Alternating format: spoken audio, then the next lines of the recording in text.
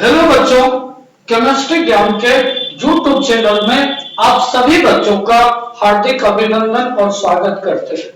जो भी बच्चे 2025 में इंटरमीडिएट के एग्जाम देने वाले हैं, उस बच्चे के लिए हम लोग ऑब्जेक्टिव सीरीज, जिसका नाम हम लोग महामैराथन रखे हैं, उसकी शुरुआत करते हैं। तो बच्चे, इस चैनल को आप लोग जो है कि जितने भी बच्चे हो सकता है कि इसको शेयर कर देंगे कि जिससे सभी बच्चे को इस ऑब्जेक्टिव सीरीज का फायदा मिल सके। तो चलिए बच्चों, आज हम लोग देखते हैं कि ऑब्जेक्टिव सीरीज का पहला प्रश्न देखते हैं। बच्चे, कुछ भी अगर प्रॉब्लम होगा तो हमको क्या नाम है, इन्फॉर्म कीजिएगा, तो हम उसको फिर से क्या नाम है, हम उसको बताने का प्रयास करेंगे। तो चलिए बच्चों, आज हम लोग देखते हैं कि पहला प्रश्न हम लोग देखते हैं कि पहला प्रश्न है, निम्नलिखित में किसके लिए हिमांक का अवनमन अधिकतम होगा। यहां दिया हुआ है हिमांक का अवनमन। तो हिमांक का अवनमन का इंग्लिश होता है कि डिप्रेशन ऑफ फ्रीजिंग पॉइंट। तो कहता है कि किसका डिप्रेशन ऑफ फ्रीजिंग पॉइंट या किसका हिमांक का अवनमन अधिकतम होगा या मैक्सिमम होगा। हमारा पहला ऑप्शन दिया हुआ है K2SO4, दूसरा हमारा ऑप्शन दिया हुआ NaCl, तीसरा हमारा ऑप्शन दिया हुआ यूरिया और चौथा हमारा दिया हुआ ग्लूकोज। तो चलिए बच्चों, हम लोग क्या नाम है, हम लोग एक एक प्रश्न का हम लोग डिस्कस करते हैं कि एक एक प्रश्न का हम लोग डिस्कस करते हैं कि पहला हमारा है K2SO4। हम यहां लिखते हैं K2SO4। जब इसको हम बच्चों तोड़ते हैं तो होता है क्या कि K पे प्लस और SO4 पर क्या माइनस। यहां K हमारा कितना है, 2 है, तो यहां हमारा क्या देंगे, 2 दे देंगे।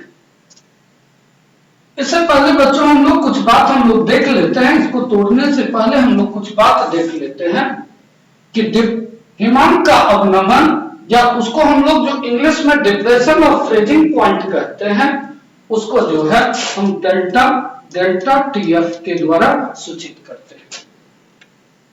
और डेल्टा TF क्या होता है, समानुपाती होता है कंसंट्रेशन इन मोलालिटी के। या हम लोग समानुपाती को हटाएंगे तो हम लोग क्या लिखेंगे कि डेल्टा TF बराबर, ये समानुपाती को हटाएंगे तो हम लोग एक कांस्टेंट देंगे के, चूंकि फ्रीजिंग पॉइंट है तो इसीलिए हम लोग क्या लिखेंगे, KF RCM। तो इससे बच्चों स्पष्ट क्या होता है, इससे स्पष्ट क्या होता है कि जैसे KF का वैल्यू बढ़ेगा तो वैसे ही हमारा डेल्टा TF का भी वैल्यू क्या होगा, बढ़ेगा। तो और एक फार्मूला आता है बच्चों कि डेल्टा TF बराबर IKF इंटू CM। I जो है, यहां I जो है हमारा जो है कि वांट ऑफ फैक्टर, क्या है कि want of factor, want of क्या है, फैक्टर। तो इसका मतलब है कि हिमांक का अवनमन जो है वो वांट ऑफ फैक्टर I पर क्या करेगा, डिपेंड करेगा। जिसके I का वैल्यू अधिक होगा उसका हिमांक का अवनमन या डिप्रेशन ऑफ फ्रीजिंग पॉइंट क्या होगा, अधिक होगा। तो इसमें अब हम सब में I का वैल्यू निकालते हैं। तो यहां हम लोग देखते हैं I का वैल्यू ऑप्शन नंबर A के लिए हम लोग निकालते हैं। तो क्या होता है कि यहां आयन की संख्या कितना, कि जो 2, यहां आयन की संख्या कितना, 1, तो 2 1 कितना होता है, 3। तो यहां I का वैल्यू हमारा कितना है, 3 आया। उसी तरह से हम लोग बी नंबर ऑप्शन पे हम लोग डिस्कस करते हैं कि बी नंबर ऑप्शन पे हम लोग डिस्कस करते हैं। देखते हैं बी नंबर में है हमारा कि क्या है NaCl। NaCl को तोड़ते हैं तो क्या होता है कि Na पे प्लस और Cl पे क्या माइनस। तो I का वैल्यू हम निकालेंगे, I का वैल्यू हम लोग निकालेंगे तो हमारा क्या होगा कि यहां हमारा 1 होगा और यहां भी क्या होगा 1 होगा। तो टोटल हमारा आयन कितना होगा 2 होगा। इसीलिए क्वांटम फैक्टर या I का वैल्यू हमारा कितना होगा 2 होगा। अब हम लोग बच्चों ऑप्शन नंबर सी पे हम लोग डिस्कस करते हैं। ऑप्शन नंबर सी पे डिस्कस करते हैं हमारा क्या है यूरिया। यूरिया का बच्चों फॉर्मूला होता है कि NH2CO NH2। और जब इसको हम लोग वाटर में डिजॉल्व करते हैं तो यह अपने आयन में नहीं टूटता है। इसीलिए इसके I का वैल्यू हमारा कितना होगा 1 होगा। उसी प्रकार से हम लोग ऑप्शन नंबर डी पे हम लोग डिस्कस करते हैं। तो ऑप्शन नंबर डी में हमारा बच्चों है ग्लूकोज। क्या है ग्लूकोज। इसका फार्मूला होता है कि C6H12O6। और इसको भी जब हम आयन में तोड़ते हैं तो यह भी आप अपने आयन में डिसएसोसिएट नहीं होता है। इसीलिए इसका भी I का वैल्यू क्या होगा हमारा कितना होगा 1 होगा। तो ऑप्शन नंबर ए देखें, ऑप्शन नंबर ए में I का वैल्यू हमारा कितना 3। ऑप्शन नंबर बी में देखें I का वैल्यू कितना 2। ऑप्शन नंबर सी में देखें I का वैल्यू कितना 1 और ऑप्शन नंबर डी में देखें I का वैल्यू कितना 1। तो सबसे अधिक I का वैल्यू किसका ऑप्शन नंबर ए का। इसीलिए इसका हिम्नांक का अवनमन सबसे अधिक होगा। इसीलिए इसका हिम्नांक का अवनमन क्या होगा सबसे अधिक होगा। इसका राइट आंसर बच्चों क्या होगा राइट आंसर क्या होगा ऑप्शन ए होगा। क्या होगा ऑप्शन ए होगा। इसी प्रकार से कि बच्चों हम देखते हैं कि इसी प्रकार से अगर क्या नाम है कि हमको इसी के बदले दूसरा कोई हमको दे दिया तो उसका कहता है कि कैसे निकालेंगे। दूसरा अगर हमको ऑप्शन दे दिया कि जो कहेगा उसका फ्रीजिंग पॉइंट निकालने के लिए तो हम लोग कैसे निकालेंगे, या कह देगा वन ऑफ फैक्टर निकालने के लिए, या कह देगा कि हमको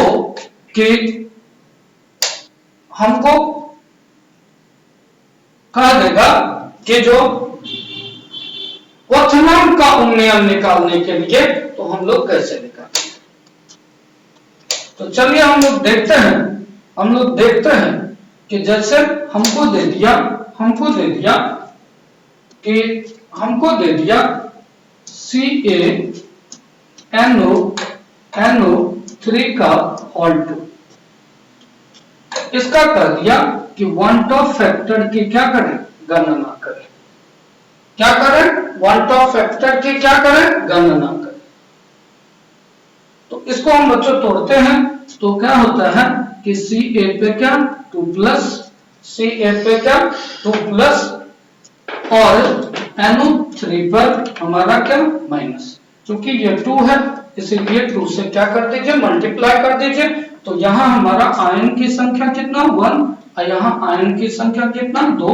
तो यहां हमारा कितना होगा 3। तो I का वैल्यू हमारा कितना हो जाएगा 3।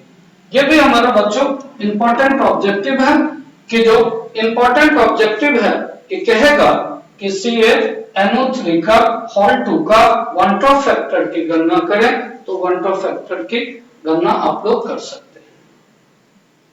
इसी प्रकार से बच्चों और सवाल दे देगा कि जो देखेगा कि अगर हमको हिमांक का अवनमन पूछ दिया, अगर हमको पूछ दिया कि क्वथनांक का उन्नयन किसका अधिक होगा, कि कह दिया कि क्वोथनांक का उन्नयन किसका अधिक होगा।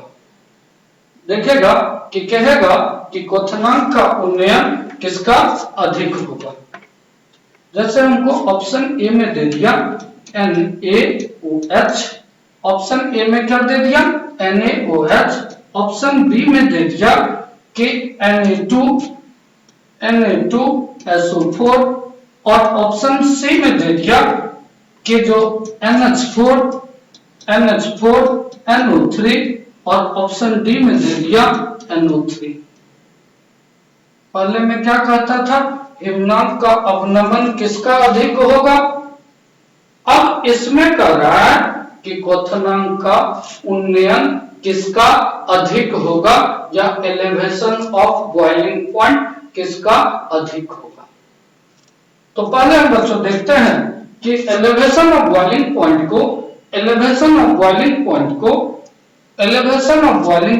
को हम लोग डेल्टा टीबी के द्वारा सूचित करते हैं। और डेल्टा टीबी बराबर का नाम फार्मूला होता है I/KB × CM। तो इसका मतलब होता है कि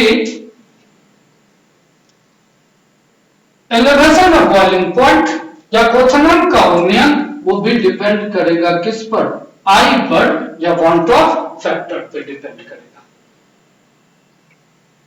तो अब हम लोग देखते हैं, इसमें भी हम लोग देखते हैं कि ऑप्शन नंबर ए की बात करते हैं। ऑप्शन नंबर ए की बात करते हैं, ऑप्शन नंबर ए में हमारा है कि NaOH, तो क्या होगा Na पे प्लस और OH पे क्या माइनस। तो I का वैल्यू निकालेंगे तो I का वैल्यू यहाँ क्या होगा 1, यहाँ क्या होगा 1, तो I का वैल्यू हमारा कितना हो जाएगा 2। उसी तरह से हम लोग की जो ऑप्शन नंबर बी पे देखते हैं, ऑप्शन नंबर बी देखते हैं, तो बी में हमारा क्या है Na2SO4, क्या है Na2SO4, तो क्या होगा तो Na पे प्लस और क्या होगा SO4 पे क्या माइनस।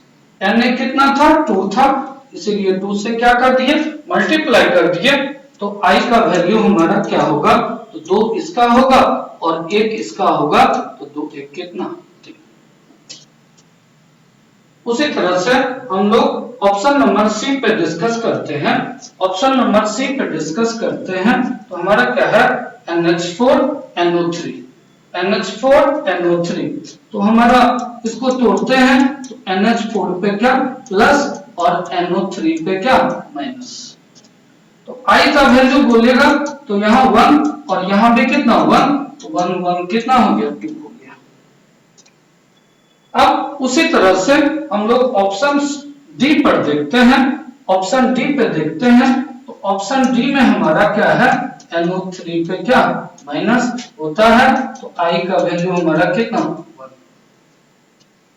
तो ऑप्शन नंबर ए में I का वैल्यू हमारा कितना 2, ऑप्शन बी में हमारा I का वैल्यू कितना 3, ऑप्शन नंबर सी में हमारा I का वैल्यू कितना 2 और ऑप्शन नंबर डी में I का वैल्यू 1।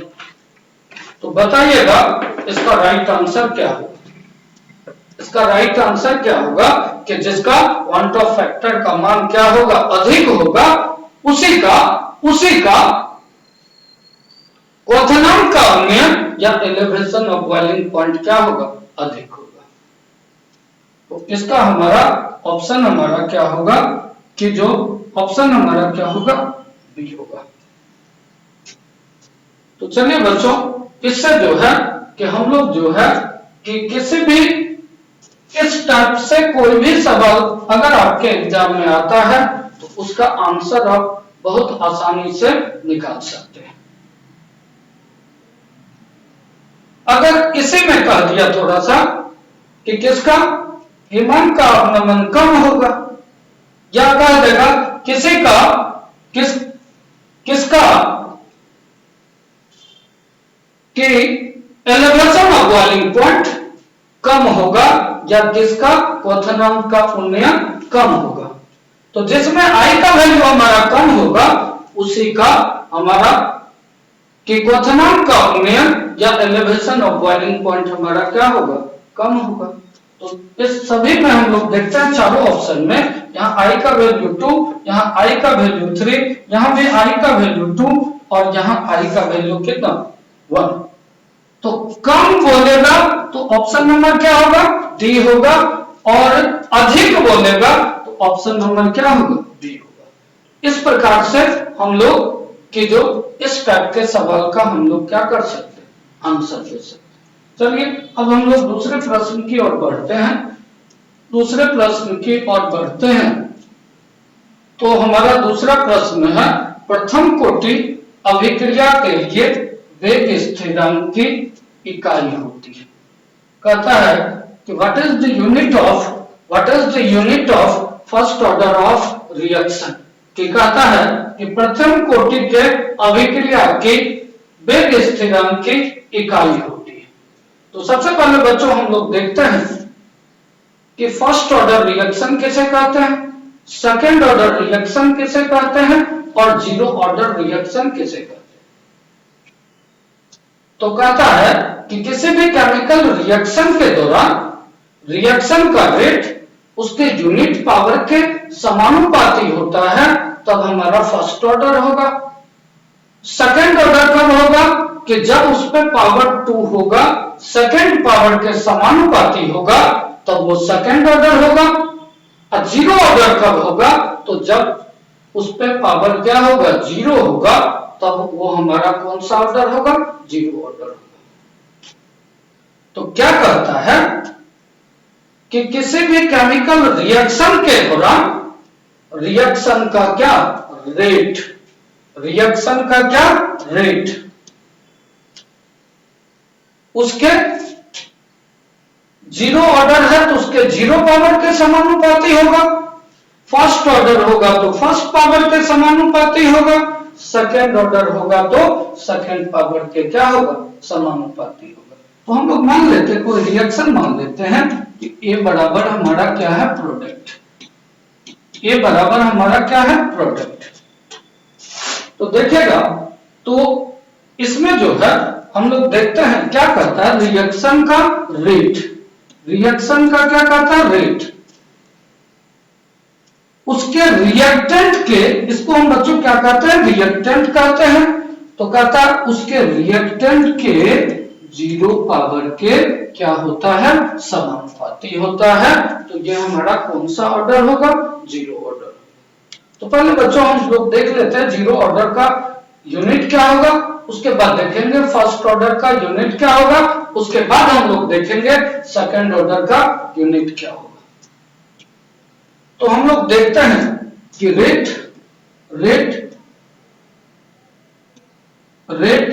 अब देखिएगा समानुपाती को हटाते हैं तो एक कांस्टेंट देते हैं। तो कांस्टेंट हम क्या लिए, के, और ए पे पावर हमारा क्या, 0। हमको क्या निकालना है, के निकालना है, इसका यूनिट निकालना है। तो क्या होगा कि के बराबर हमारा क्या होगा, कि रेट बटन ए पे पावर 0। बच्चों किसी चीज पे पावर 0 होता है, किसी चीज पे पावर 0 होता है, उसका वैल्यू क्या होता है, 1 होता है। क्या होता है, 1 होता है। तो क्या लिख सकते हैं इसको, तो रेट बटन 1 लिखे या नहीं लिखे कोई फर्क नहीं पड़ता है। तो हमारा फाइनली क्या आ जाएगा कि के बराबर क्या, रेट होगा। देखिएगा रेट हमारा क्या है, रेट ऑफ रिएक्शन है। क्या है, रेट ऑफ रिएक्शन है। रेट ऑफ रिएक्शन क्या होता है कि इकाई समय में रिएक्टेंट तथा प्रोडक्ट के कंसंट्रेशन में जो चेंजिंग होता है, कंसंट्रेशन में जो चेंजिंग होता है तथा टाइम टेकन के रेशियो को हम लोग क्या कहते हैं, रेट ऑफ रिएक्शन कहते हैं। रिएक्टेंट रहेगा तो उसका कंसंट्रेशन घटेगा, प्रोडक्ट रहेगा तो उसका कंसंट्रेशन क्या करेगा, बढ़ेगा। तो फाइनली हम लोग लिख सकते हैं कि के बराबर क्या लिख सकते हैं, कंसंट्रेशन बटा टाइम, कंसंट्रेशन बटा टाइम, कंसंट्रेशन बटा क्या, टाइम लिख सकते हैं। कंसंट्रेशन क्या होता है? मोलरिटी होता है। मोलरिटी होता है। क्या होता है? मोलरिटी। मोलरिटी का मतलब मोल पर लीटर। क्या होता है? मोल पर लीटर। तो हम लोग लिख सकते हैं कि के बराबर लिखते हैं कि मोलरिटी को मोल प्रति लीटर। और टाइम का ऐसा यूनिट क्या होता है? सेकंड। सेकंड ऊपर में जाएगा तो क्या होगा? सेकंड इनवर्स होगा। तो हमारा क्या होगा कि के बराबर हमारा फाइनली क्या होगा कि मोल पर लीटर सेकंड इनवर्स। ये हमारा किसका यूनिट होगा? ये हमारा जीरो ऑर्डर रिएक्शन का यूनिट होगा। किसका यूनिट होगा? जीरो ऑर्डर रिएक्शन का क्या होगा? यूनिट होगा। इसमें कोई दिक्कत बच्चों? दिक्कत है तो बोलिएगा कि जो कुछ भी दिक्कत होगा तो हम लोग सॉल्यूशन करेंगे। कि चलिए अब हम लोग देखते हैं कि फर्स्ट ऑर्डर रिएक्शन का यूनिट क्या होगा। उसी तरह से हमारा क्या होगा कि हम लोग देखते हैं फर्स्ट ऑर्डर रिएक्शन का यूनिट क्या होगा। तो रेट बराबर क्या लिख सकते हैं? K1 ए पे पावर हमारा क्या? फर्स्ट। हमको क्या निकालना है? K1 निकालना है। तो क्या K1 बराबर हम लोग क्या लिख सकते हैं कि रेट अब बटा ए पे पावर फर्स्ट। क्या लिख सकते हैं? ए पे पावर फर्स्ट। रेट का अभी हम यूनिट निकाले हैं। ये हमारा रेट ही है। रेट का यूनिट क्या निकाले? मोल पर लीटर पर सेकंड। तो K1 बराबर हमारा क्या होगा कि मोल पर लीटर पर सेकंड होगा बटा हमारा ये हमारा क्या है? ये ब्रैकेट जो है इसको हम लोग कंसंट्रेशन करते हैं। क्या कहते हैं? कंसंट्रेशन। और कंसंट्रेशन हमारा क्या होता है? मोलरिटी होता है। क्या होता है? मोलरिटी होता है। मोलरिटी को हम लोग क्या लिखते हैं? मोल पर लीटर। क्या लिखते हैं? मोल पर लीटर। इसको हम लोग लिखते हैं कि मोल पर लीटर। क्या लिखते हैं? मोल पर लीटर। क्या लिखते हैं? मोल पर लीटर।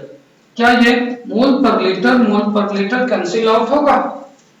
तो ये हमारा K1 बराबर क्या हो जाएगा? Second inverse. क्या हो जाएगा? Second inverse. ये हमारा किसका यूनिट होगा?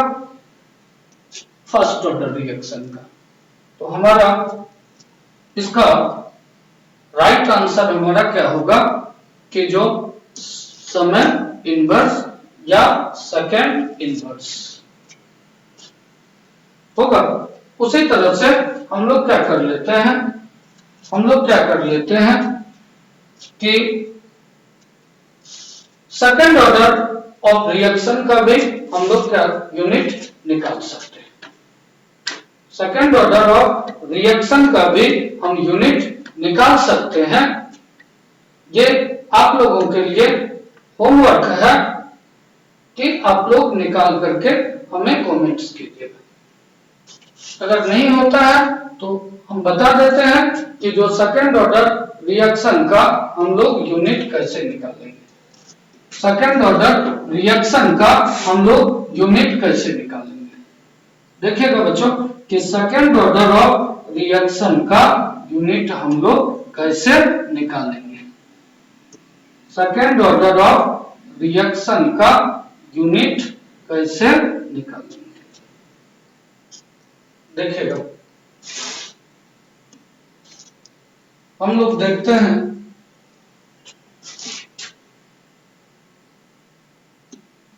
देखिएगा तो हमारा क्या होगा फिर से क्या होगा? रेट बराबर क्या होगा? K2 ए पे पावर कितना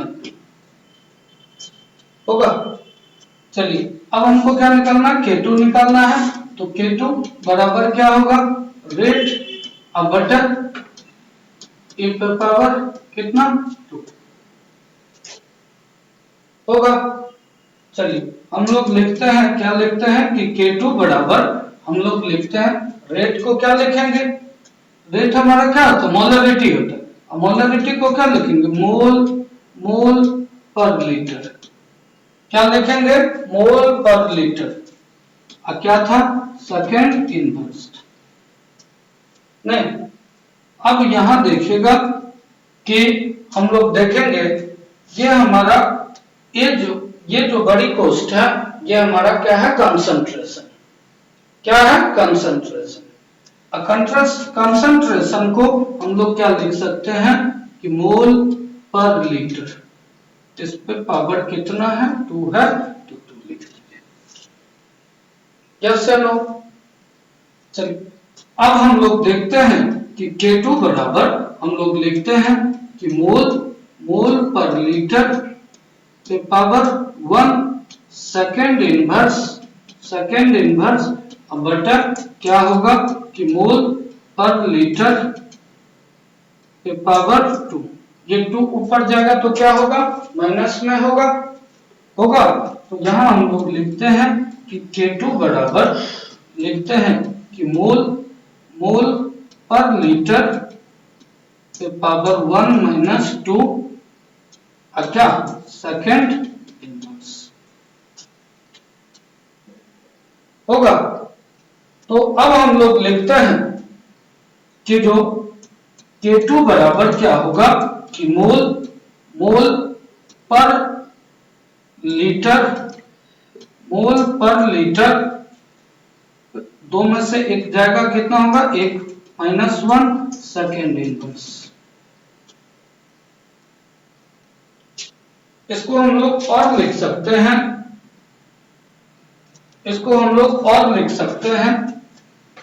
कि क्या लिख सकते हैं कि देखिएगा कि K2 बराबर लिख सकते हैं -1 है तो इस पे क्या हो जाएगा? -1 तो क्या हो जाएगा?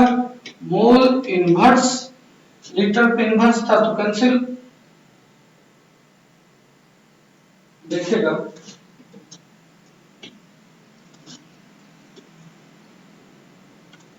K2 बराबर हम लिखते हैं, K2 बराबर क्या हो जाएगा? तो मोल क्या आएगा? मोल इनवर्स होगा। लीटर पे इनवर्स था तो क्या हो जाएगा? कैंसिल आउट हो जाएगा। तो क्या होगा? लीटर और क्या हो जाएगा? Second inverse. क्या हो जाएगा? Second inverse. ये हमारा कौन से ऑर्डर का है? सेकेंड ऑर्डर का। तो ये हमारे कौन से ऑर्डर हुआ? First order. यहां हमारा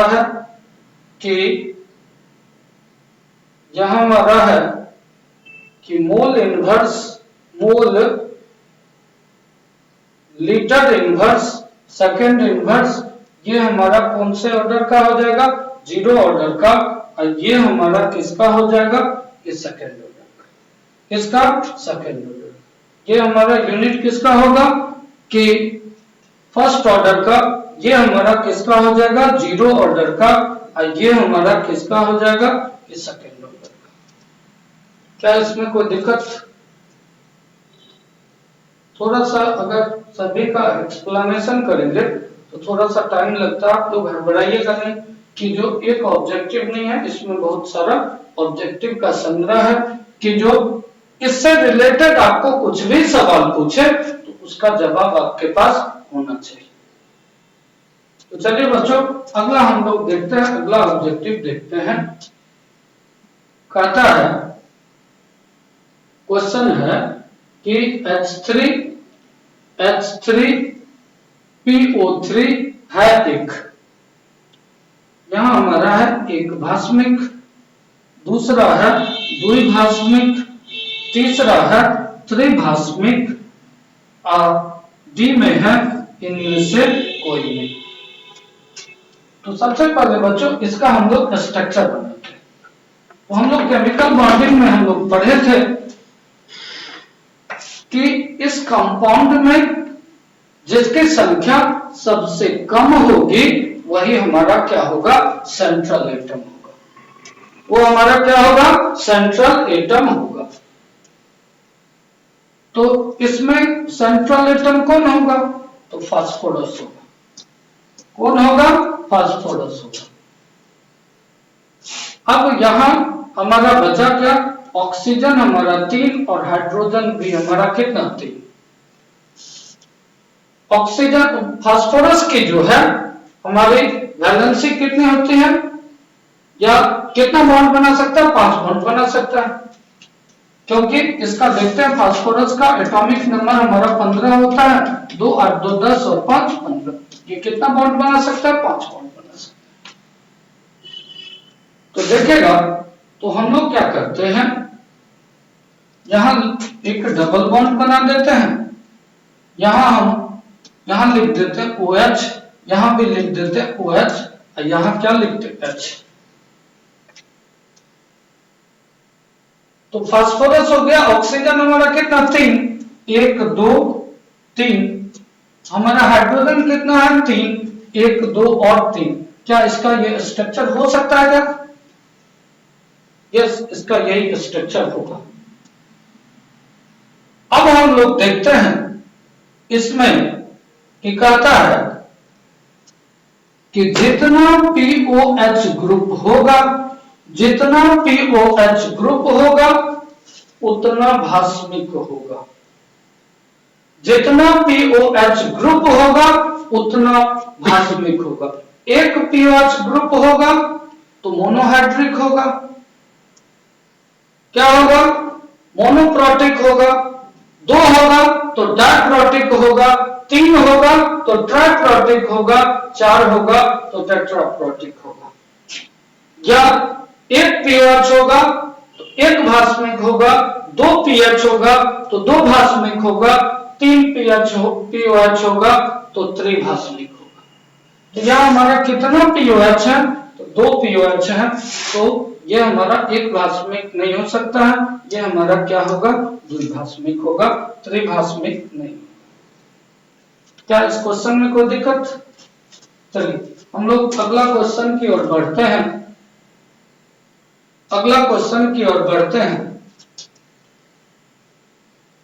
है कि निम्नलिखित में से कौन संक्रमण धातु का आयन अनुचुंबकीय है? क्या है? अनुचुंबकीय है। अनुचुंबकीय का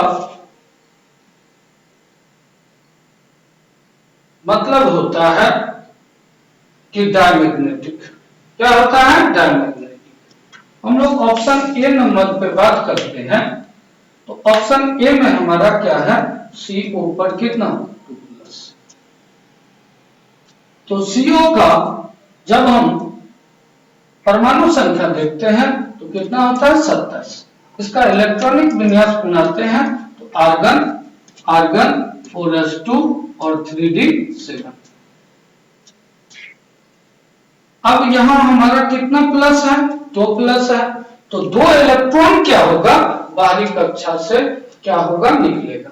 तो इसका बाहरी कक्षा हमारा क्या होगा, 4s2 होगा, क्योंकि ये यहाँ 3 लगा हुआ है और यहाँ क्या लगा हुआ, 4 लगा हुआ है, तो इस दोनों में बाहरी कक्षा हमारा कौन होगा, तो 4s2 होगा। तो यहां से 2 इलेक्ट्रॉन निकल गया, तो हमारा क्या होगा कि 4s0 और 3d7। अब बच्चों डी में अधिक से अधिक कितना इलेक्ट्रॉन, 10 इलेक्ट्रॉन, और जितना अधिक से अधिक इलेक्ट्रॉन की संख्या होती है उसका ठीक आधा बॉक्स की संख्या होती है। इसमें कितना बॉक्स बनेगा, तो 5 बॉक्स बनेगा। कितना बॉक्स बनेगा, तो 5 बॉक्स बनेगा। तो 5 बॉक्स बनाइए, 1 2 3 और 2 5। हम लोग क्लास 11th में पढ़े थे, हुन्स रूल पढ़े थे, और हुन्स रूल क्या कहता है कि किसी भी ऑर्बिटल में इलेक्ट्रॉन पहले अकेले प्रवेश करता है, और अकेले प्रवेश पा लेने के बाद शुरू से जोड़ा बनना शुरू होता है। तो 7 इलेक्ट्रॉन है, पहले अकेले प्रवेश कराई, 1 2 3 4 5, अकेले प्रवेश कर गया। अब क्या करेगा, शुरू से पेयरिंग करेगा, तो 5 6 7। क्या इसमें नंबर ऑफ अनपेयर इलेक्ट्रॉन मौजूद है, तो नंबर ऑफ अनपेयर इलेक्ट्रॉन मौजूद है, तो ये हमारा क्या होगा, पैरामैग्नेटिक होगा।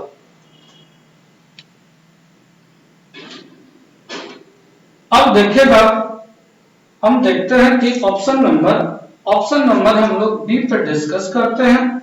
तो बी में हमारा क्या है, Ni पर 2+। तो Ni का एटॉमिक नंबर हमारा कितना होता है, 28। कितना होता है, 28। फिर से हम लोग क्या लिखेंगे, आर्गन अब 4s2 3d8। 2+ है तो 2 इलेक्ट्रॉन बाहरी कक्षा से निकलेगा, इसीलिए यहां से 2 इलेक्ट्रॉन हम लोग निकाल लेते हैं। तो 4s0 और 3d8। फिर से d ऑर्बिटल है, तो d ऑर्बिटल में मैक्सिमम नंबर ऑफ इलेक्ट्रॉन की संख्या 10 होती है, इसीलिए बॉक्स हमारा कितना बनेगा, 5। 1 2 3 और 2 5। नहीं, इलेक्ट्रॉन क्या करेगा, अकेले प्रवेश करेगा, उसके बाद शुरू से जोड़ा बनना चालू। 2 3 4 5 6 7 8 इलेक्ट्रॉन हो गए। इसमें भी क्या नंबर ऑफ अनपेयर इलेक्ट्रॉन मौजूद है, क्या अनुचुंबकीय होगा, नहीं होगा। अब हम लोग देखते हैं कि ऑप्शन नंबर सी पे डिस्कस करते हैं। ऑप्शन नंबर सी पे डिस्कस करते हैं। ऑप्शन नंबर सी पे डिस्कस करते हैं। ऑप्शन नंबर सी, Cu पे 2+, Cu पर 2+। नहीं, कॉपर की परमाणु संख्या कितना, 29। कितना होता है, 29। अब हम लोग देखते हैं, इसका इलेक्ट्रॉनिक विन्यास बनाते हैं, तो हमारा क्या होता है, आर्गन।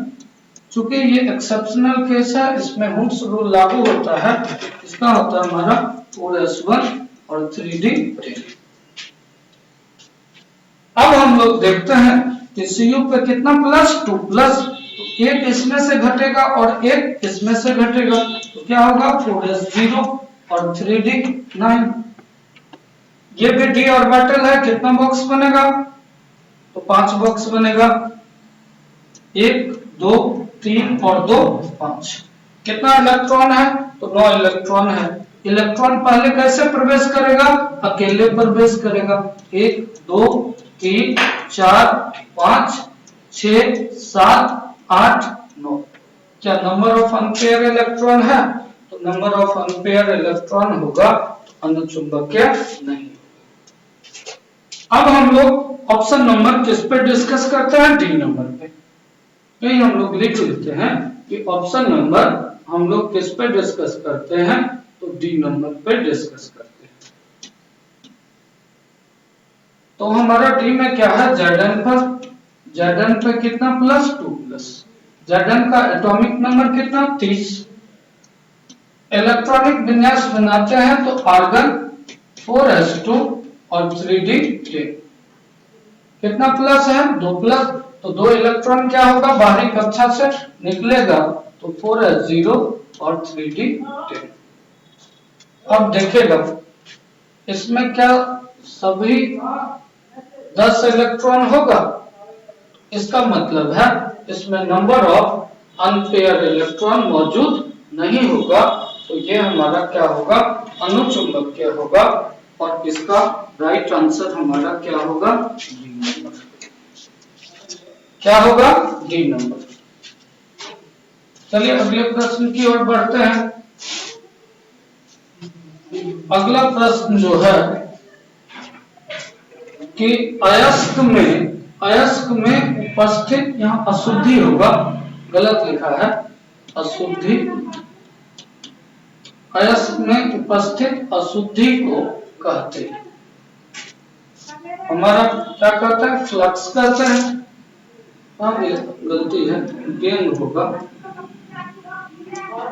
गेंग होगा। अयस्क में उपस्थित अशुद्धि को फ्लक्स कहते हैं, गेंग कहते हैं, स्लग कहते हैं, या मिश्र धातु कहते हैं।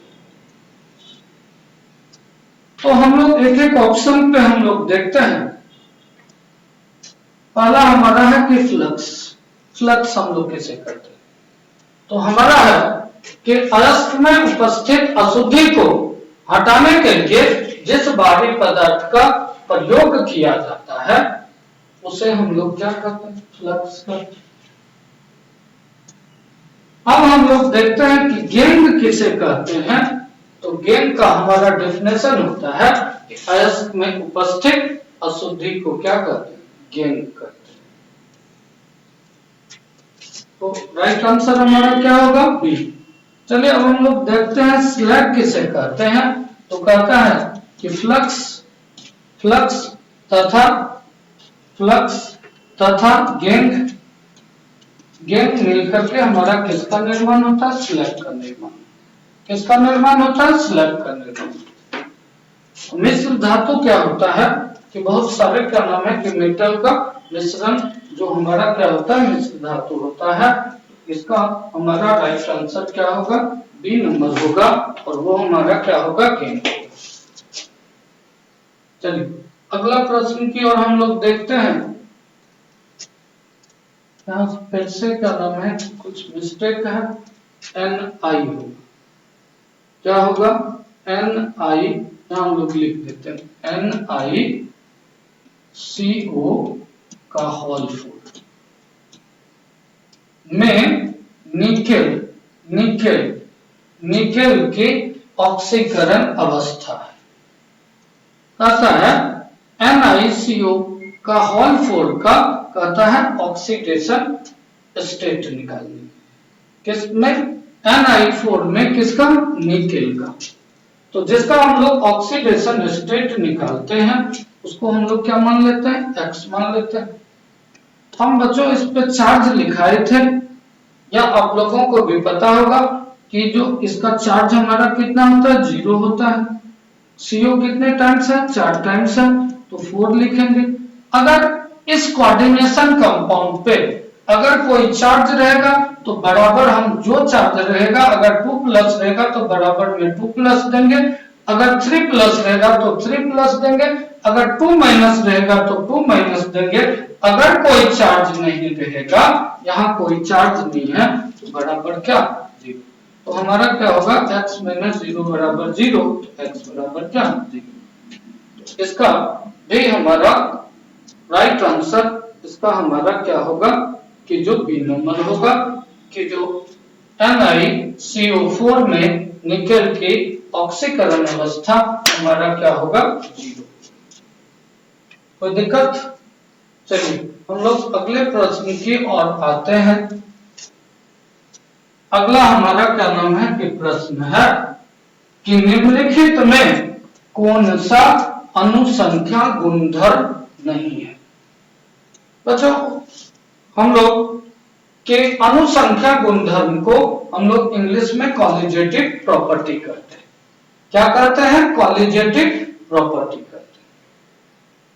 कॉलिजेटिव प्रॉपर्टी को जो है हम लोग जो है कि 4 भागों में बांटते हैं। पहला जो है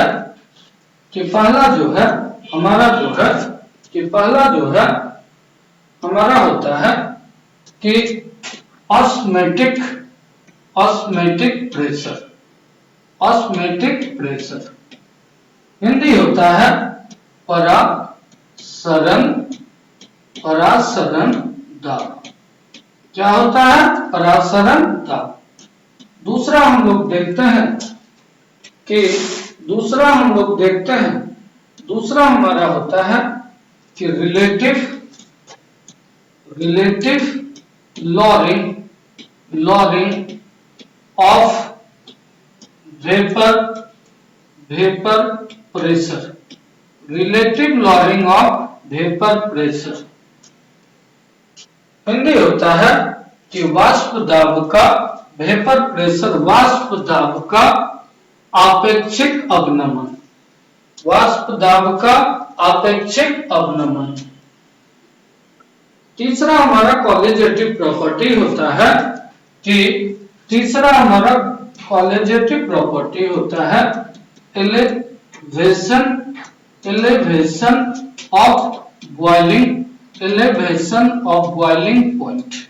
elevation of boiling point। Hindi होता है कि क्वथनांक का उन्नयन। क्वथनांक का उन्नयन। और चौथा हमारा कॉलिगेटिव प्रॉपर्टी होता है कि depression of freezing point. Depression of freezing point Hindi होता है कि हिमनम का अवनमन। क्या होता है? हिमनम का अवनमन। पहला क्या है? परासरण दाब। दूसरा आया कि वाष्प दाब का अपेक्षिक अवनमन। तीसरा आया एलिवेशन ऑफ बॉइलिंग पॉइंट, क्वथनांक का उन्नयन। और चौथा आया हमारा कि जो हिमनम का अवनमन। तो यहाँ हमारा हिमनम का अवनमन है कॉलिगेटिव प्रॉपर्टी, वाष्प दाब का अपेक्षिक अवनमन ये भी है कॉलिगेटिव प्रॉपर्टी, क्वथनांक का उन्नयन ये भी हमारा कॉलिगेटिव प्रॉपर्टी है। ये जो है प्रकाशीय क्रियाशीलता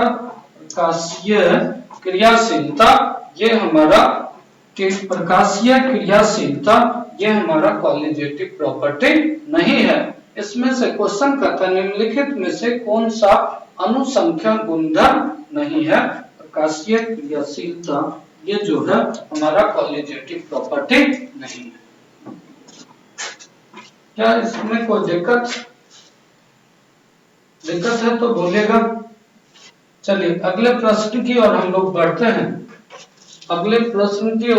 बढ़ते हैं। फॉर्मूला वैसा है हमारा कहता है कि कॉपर पाइराइट का सूत्र क्या होता है। तो बच्चों कॉपर पाइराइट का सूत्र होता है CuFeS2। क्या होता है? CuFeS2। देखिए इसमें से कौन सा होगा? CuFeS2 यही हमारा क्या होगा? कॉपर पाइराइट का क्या होगा? सूत्र। चलिए अगले ऑब्जेक्टिव की ओर हम लोग बढ़ते हैं। देखिए हमारा क्वेश्चन है कि ग्लूकोज में कायरल कार्बन की संख्या है। सबसे पहले बच्चों हम लोग देखते हैं कि ग्लूकोज का हमारा फॉर्मूला क्या होता है।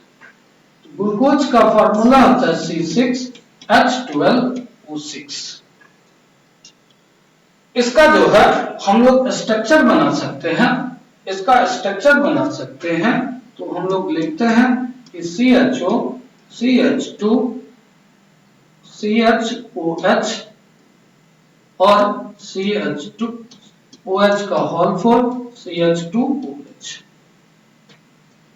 इसका मतलब है देखिएगा थोड़ा सा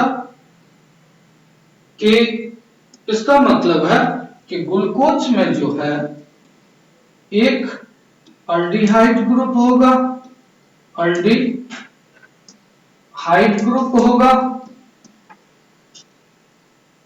ये हमारा अल्कोहल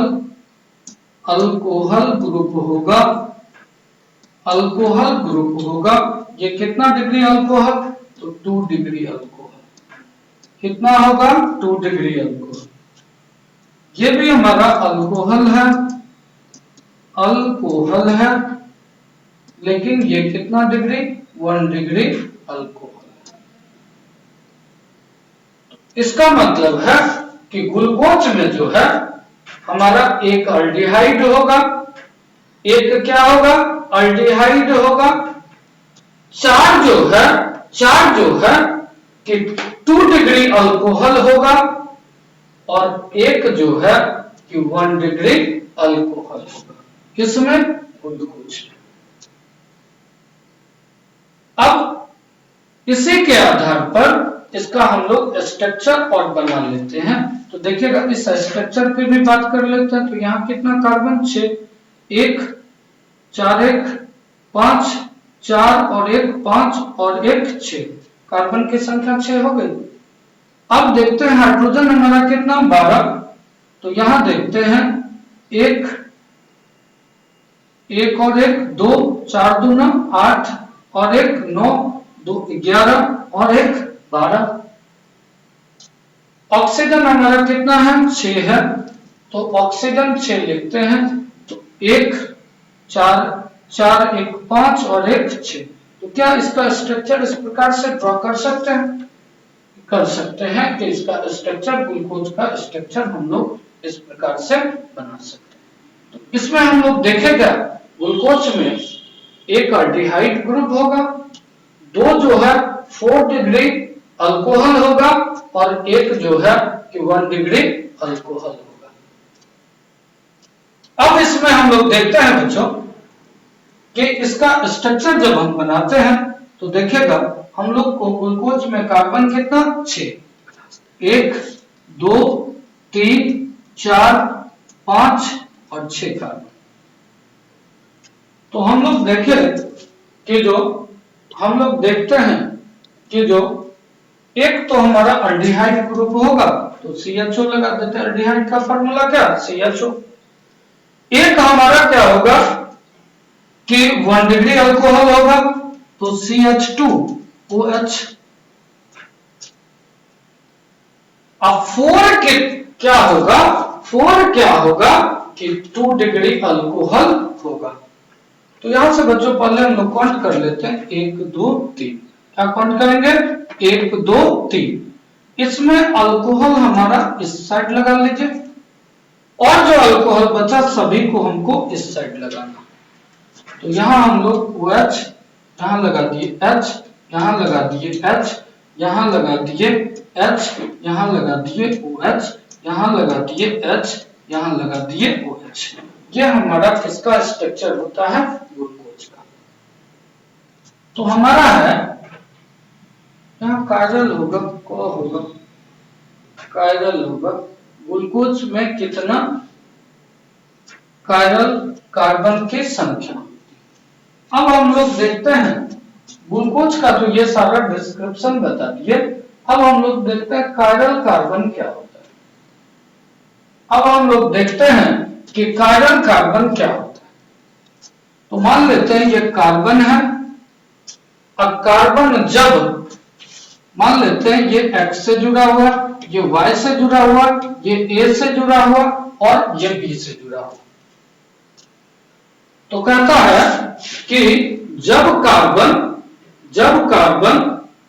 4 अलग अलग एटम से जुड़ा रहता है, जब कार्बन 4 अलग अलग एटम से जुड़ा रहता है तो इस प्रकार के कार्बन को हम लोग क्या कहते हैं कायरल कार्बन कहते हैं और इसको हम लोग स्टार के द्वारा सूचित करते हैं।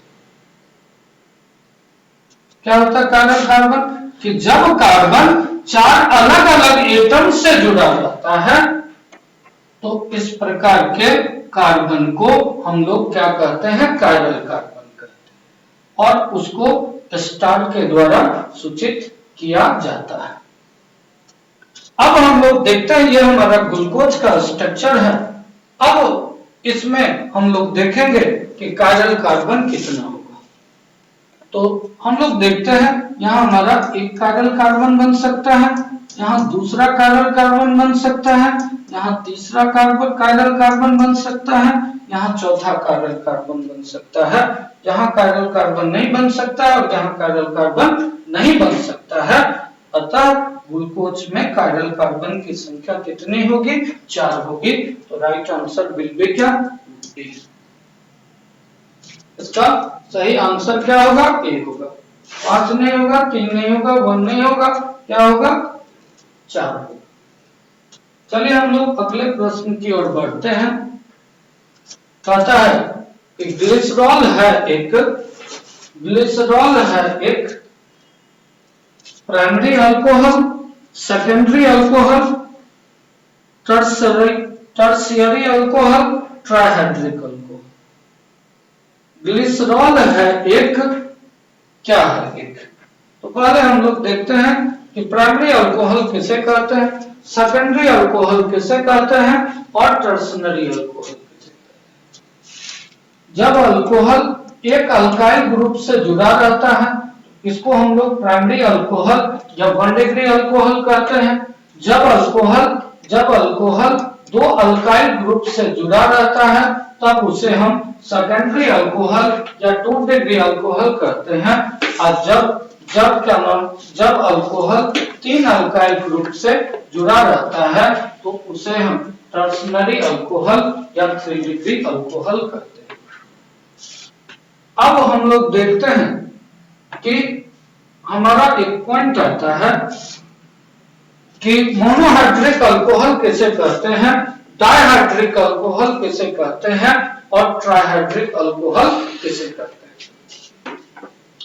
तो मोनो का मतलब कितना, एक, डाई का मतलब दो, ट्राई का मतलब तीन। तो जब एक अल्कोहल ग्रुप जुड़ा रहेगा तो उसे हम लोग क्या कहेंगे, मोनोहाइड्रिक। जब दो अल्कोहल ग्रुप जुड़ा रहेगा तो डायहाइड्रिक, और तीन अल्कोहल ग्रुप जुड़ा रहेगा तो उसको हम लोग क्या कहेंगे, ट्राइहाइड्रिक। तो जैसे हम लोग एग्जांपल देखते हैं, मोनोहाइड्रिक क्या होगा, CH3OH। कितना अल्कोहल ग्रुप जुड़ा हुआ है, एक अल्कोहल ग्रुप जुड़ा हुआ है, तो ये हमारा क्या होगा, मोनोहाइड्रिक होगा। अब हम लोग देखते हैं कि डायहाइड्रिक क्या होगा। तो जैसे देखते हैं कि CH2OH और CH2OH, इसमें कितना अल्कोहल ग्रुप, दो अल्कोहल ग्रुप जुड़ा हुआ है, इसीलिए इसको क्या कहेंगे, डायहाइड्रिक कहेंगे। और यहाँ तीन अल्कोहल ग्रुप जुड़ा रहेगा, CH2OH, CH2CHOH और इसको CH2OH, इसको हम लोग क्या कहेंगे, ट्राइहाइड्रिक अल्कोहल। इस ट्राइहाइड्रिक अल्कोहल का बच्चों नाम होता है कि ग्लिसरॉल या ग्लिसरीन। क्या होता है, ग्लिसरॉल या ग्लिसरीन, ग्लिसरॉल या ग्लिसरीन।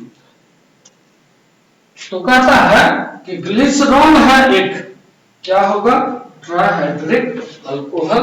इसका राइट आंसर हमारा क्या होगा, डी होगा। चलिए बच्चों, आज का जो है कि हम जो है कि जो वीडियो को यही हम लोग समाप्त करते हैं। जय हिंद, जय भारत।